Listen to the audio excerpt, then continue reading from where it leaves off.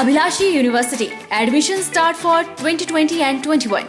BAMS, D Pharmacy Ayurveda, BSc Honors Agriculture, Diploma in Agriculture, MSc Agriculture, D Pharmacy, B Pharmacy, M Pharmacy, BTech Computer Science and Engineering, PGDCA, MBA, MTech Civil Engineering, Mechanical Engineering, Computer Science and Engineering, 2-year Veterinary Pharmacist Training Course.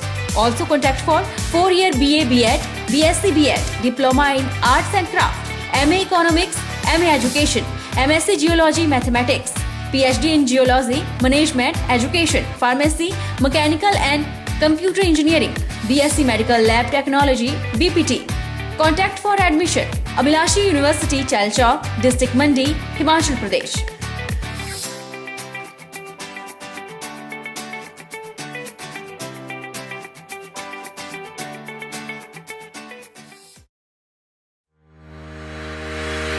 Skill विज्ञान programme के अंतर्गत युवाओं के लिए सुनहरा अवसर। विज्ञान विषय में जमा 2 उत्तीर्ण और ग्रेजुएट, पोस्ट ग्रेजुएट छात्रों से लेबोरेटरी तकनीशियन और क्वालिटी कंट्रोल बायोलॉजिस्ट की वजीफा सहित 3 माह की ट्रेनिंग के लिए आवेदन आमंत्रित करती है।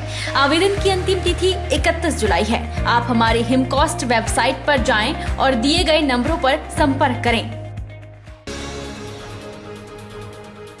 जोगिंद्रनगर में तेज बारिश के साथ हुए भूस्खलन से मंडी कांगड़ा सीमा पर पुलिस की चेक पोस्ट के नजदीक पेड़ गिर जाने से पुलिस चेक पोस्ट को आंशिक नुकसान पहुंचा है। हादसे के बाद चेक पोस्ट में मौजूद पुलिस कर्मियों में हड़कंप मच उठा। एक पेड़ चेक पोस्ट के नजदीक गिरने के बाद हवा में अटके दूसरे पेड़ का चेक पोस्ट की ओर गिरता देखकर मौके पर मौजूद पुलिस के जवानों ने भागकर अपने आप को सुरक्षित किया। इस हादसे के बाद मंडी पठानकोट हाईवे पर वाहनों की आवाजाही पूर्ण रूप से ठप हो गई थी।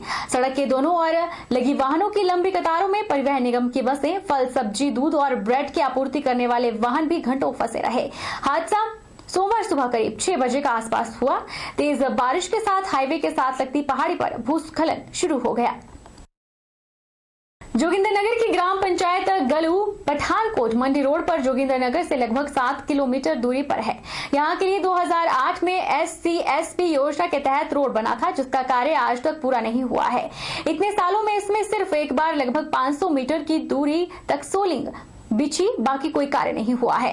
पूरी सड़क में छोटे छोटे पत्थर बिखरे हैं, जिसमें गांव वासियों को चलने में परेशानी आती है। साथ ही जगह जगह पर गड्ढे बने हुए हैं, जिसमें गिरने से किसी के साथ भी हादसा हो सकता है।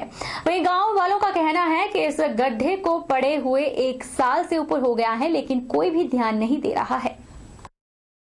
तो ये 1.25 किलोमीटर तक आज से कम कोई 60, 65, 70 साल पहले की बनी हुई है। गाड़ी उस वक्त तक भी आती थी, यहाँ कच्ची थी। अब यहाँ से ये शुरू हुई है, जस्ट इस पॉइंट से जी। तो उसके बाद ये बनना शुरू हुई है।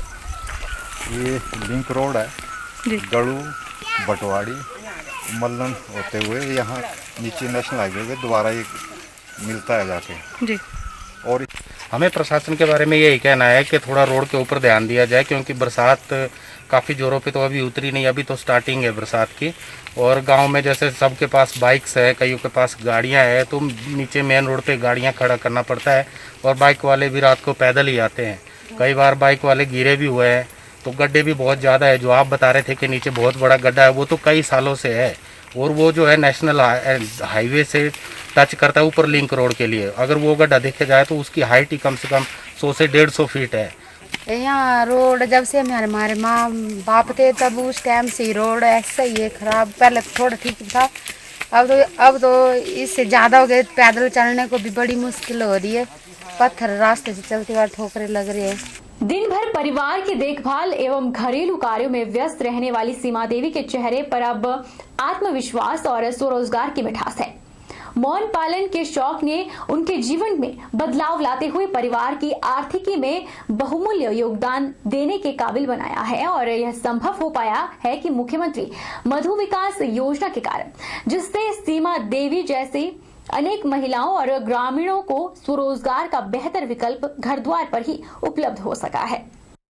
ग्राम पंचायत नारा के रटेड़ा गांव की सीमा देवी ने बताया कि उनके परिवार में काफी अरसे से शौक के तौर पर मधुमक्खी पालन किया जा रहा है, लेकिन इससे काफी कम मात्रा में शहद प्राप्त होता था। इस बीच उन्हें उद्यान विभाग के माध्यम से मुख्यमंत्री मधु विकास योजना की जानकारी प्राप्त हुई। उनके पति सुरेश कुमार ने उन्हें इस शौक को व्यवसाय में बदलने के लिए प्रोत्साहित किया। विभागीय औपचारिकताएं पूर्ण कर उन्होंने नेरी में मौन पालन के बारे में प्रशिक्षण भी प्राप्त किया। प्रारंभ में उन्होंने 25 मौन वंश स्थापित किए। मौन वंश मौन गृहों और मौन पालन उपकरणों सामग्री पर उन्हें इस योजना के अंतर्गत 96,000 रुपए की सहायता राशि प्रदान की गई। मुख्यमंत्री मधु विकास योजना के अंतर्गत समुचित प्रशिक्षण, बेहतर तकनीकी और उपकरण के ज्ञान से अब शहद के उत्पादन में भी आशातीत बढ़ोतरी दर्ज हुई है। सीमा देवी ने बताया कि वर्ष 2019 से 20 में उन्हें 25 मौन वंश से 2 से 3 क्विंटल शहद प्राप्त हुआ है। इससे उन्हें लगभग 1 लाख रुपए की आय हुई है। हम पहले घरेलू स्तर पर मधुमक्खी का पालन करते थे और उसके बाद हमें उद्यान विभाग से पता चला कि मधुमक्खी पे स्कीम आई हुई है और उस पे हमें कुछ सब्सिडी मिलेगी और मधुमक्खी पालन के लिए उत्साहित करेंगे। मुख्यमंत्री मधु विकास योजना का पता चला, जो कि हमारे घर वाली पहले घर में काम करती थी, फिर इसके लिए हमने ट्रेनिंग करवाई, जो कि नेरी में ट्रेनिंग करवाई जाती है। 7 दिन की ट्रेनिंग हुई। फिर इन्हें मधुमक्खी के बारे में फिर हमें सरकार द्वारा ये सहायता दी गई और हमें 25 बक्से सरकार द्वारा, जिसका हमें 80,000 रुपये मिला और इस वर्ष हमें 2 क्विंटल के लगभग शहद निकला। हिमाचल प्रदेश राजपत्रित कर्मचारी महासंघ ने राष्ट्रीय और राज्य कर्मचारी महासंघ के आह्वान पर आज उपायुक्त के माध्यम से प्रधानमंत्री और मुख्यमंत्री को ज्ञापन भेजा। प्रदेश में मौजूद महासंघ की 161 इकाइयों ने अपने अपने क्षेत्र के एसडीएम और उपायुक्तों के माध्यम से विभिन्न मांगों को लेकर ज्ञापन प्रेषित किया। हिमाचल प्रदेश राजपत्रित कर्मचारी महासंघ ने उम्मीद जताई है कि सरकार जल्द से जल्द उनकी मांगों पर गौर करेगी और समस्याओं को सुलझाएगी। पिछले 2.5 वर्ष से हिमाचल सरकार कर्मचारियों की समस्याओं को सुलझाने में उदासीन रही है। कर्मचारी महासंघ द्वारा आज तक सौंपे गए 56 सूत्रीय मांग पत्र पर न तो सरकार ने कोई चर्चा हुई और न ही एक बार जेसीसी की बैठक आयोजित की गई, जबकि महीने में एक बार जेसीसी की बैठक का होना जरूरी है। राष्ट्रीय स्तर पर 24 जुलाई से 30 जुलाई तक सरकार जगाओ सप्ताह के तहत आज 27 जुलाई को हिमाचल के 2.5 लाख कर्मचारियों के प्रतिनिधियों ने इस कार्यक्रम में हिस्सा लिया। इसी कड़ी में हिमाचल प्रदेश राजपत्रित कर्मचारी महासंघ केंद्र सरकार और राज्य सरकार से वेतन आयोग की रिपोर्ट को पंजाब सरकार का इंतजार किए बिना लागू करने, पुरानी पेंशन बहाल करने, प्रीन डीए बहाल करने, संयुक्त सलाहकार समिति की बैठक तुरंत बुलाने, पहले से दिए 56 सूत्रीय मांग पत्र पर चर्चा, निजीकरण और ठेका प्रथा बंद करने, कर्मचारी और श्रम विरोधी नीतियों को वापस लेने और रद्द श्रम कानून को बहाल करने की मांग राजपत्रित कर्मचारी महासंघ ने की। और ज्ञापन सौंपने का मकसद यही है कि केंद्र सरकार और राज्य सरकारें जिस तरीके से कर्मचारी और श्रमिक विरोधी नीतियां लागू कर रही हैं, पूरे देश के अंदर उसको लेकर के विरोध है। और हिमाचल प्रदेश में भी अगर हम देखें तो पिछले 2.5 सालों से हिमाचल सरकार जो है संयुक्त सलाहकार समिति की बैठक करने में जो है असफल रही है। 23 बार मैं माननीय मुख्यमंत्री हिमाचल प्रदेश से मिला हूं और मैंने आग्रह किया है इन 2.5 सालों में कि संयुक्त सलाहकार समिति की बैठक आप कीजिए, जिसके साथ भी आपको लगता है कि मेजोरिटी जो फेडरेशन के साथ है उस फेडरेशन के साथ आप संयुक्त सलाहकार समिति की बैठक बुलाइए। लेकिन ये बड़ा दुर्भाग्य है कि इतना लंबा समय निकल जाने के बावजूद भी संयुक्त सलाहकार समिति की बैठक आज तक नहीं हुई और 56 सूत्री मांग पत्र जो सरकार को हमने सौंपा था उस पर कोई चर्चा नहीं हो पाई है। वर्ष 2002 में बैजनाथ विधानसभा के लगभग 3400 गरीब और असहाय परिवारों से कब्जात भूमि को नियमितीकरण के लिए सरकार द्वारा आवेदन करवाए गए थे, लेकिन आज 18 वर्ष बीत जाने पर भी सरकार द्वारा आवेदनकर्ताओं को कोई राहत नहीं दी गई है। ये बात पूर्व जिला परिषद सदस्य और लोक सेवा मंच के संयोजक तिलक राज ने कही। तिलक राज ने इस मुद्दे को उठाने के लिए पहल की है ताकि असहाय लोगों की भूमि नियमित हो सके।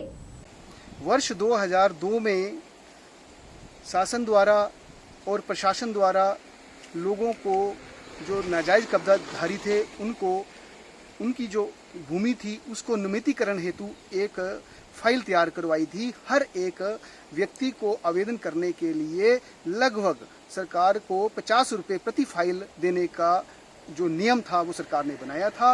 और उसके लिए सभी लोगों ने जिनके मकान, दुकान और आंगन इत्यादि छोटे छोटे जो उन लोगों के पास जिस समय हिमाचल प्रदेश का पंजाब से जो हमारा जिला कांगड़ा है उसका विलय हुआ था, उस समय जो ये हमारी जो सामलात भूमि थी वो पंचायत के पास हुआ करती थी और पंचायत ने उन लोगों को मौखिक तौर पर और कुछ लोगों को लिखित तौर पर पट्टे दिए हुए थे।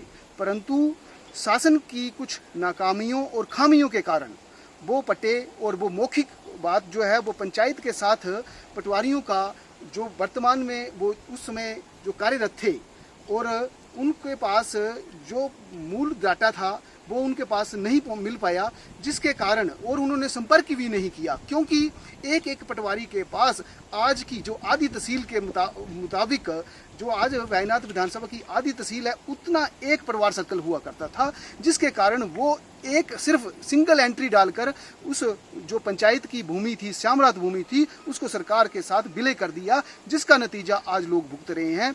इसके लिए मैं माननीय धूमल सरकार का धन्यवाद करता हूं कि इन्होंने मुहिम तो छेड़ी परंतु उसका नतीजा आज तक नहीं निकला। मैं जयराम सरकार से आग्रह करना चाहता हूं कि वो उस मुहिम को पुनः चालू करें और शासन के पास और प्रशासन के पास सब कुछ है, वो पूर्ण वास्तविकता की जानकारी प्राप्त करें और न्यायालय में जाकर इस केस को प्ली करें।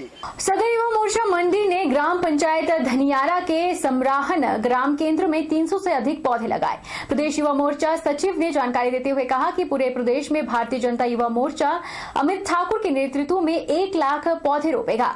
इसके अंतर्गत पिछले कल से सदर मंडल मंडी युवा मोर्चा ने सताहन ग्राम केंद्र से पौधे रोपण का कार्यक्रम शुरू किया। पूरे विधानसभा में 1000 पौधे रोपे जाएंगे।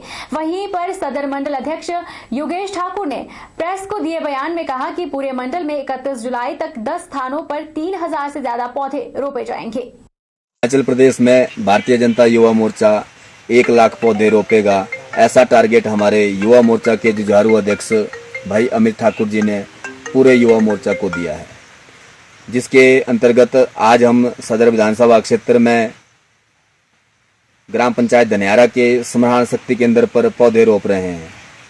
हमारे साथ ग्राम पंचायत धनियारा के उप प्रधान श्री दुर्गा सिंह जी व युवा मोर्चा के जुझारू अध्यक्ष भाई योगेश ठाकुर जी, युवा मोर्चा पौधे रोपने का काम कर रहा है। आने वाले 31 तारीख तक युवा मोर्चा मंडी मंडल की जो टीम है वो 31 तारीख तक इस कंस्टिट्यूंसी के अलग अलग 10 स्थानों पे पौधे रोपित करेगी, जिसमें 1000 पौधों का टारगेट इस मंडल ने लिया है। आज हमारा दूसरा दिन है और आज हमने 300 पौधे यहाँ पे देवदार और अन्य प्रकार के पौधों के लगाए हैं। बहरहाल बुलेटिन में इतना ही। आप देखते रहिए HP 24x7।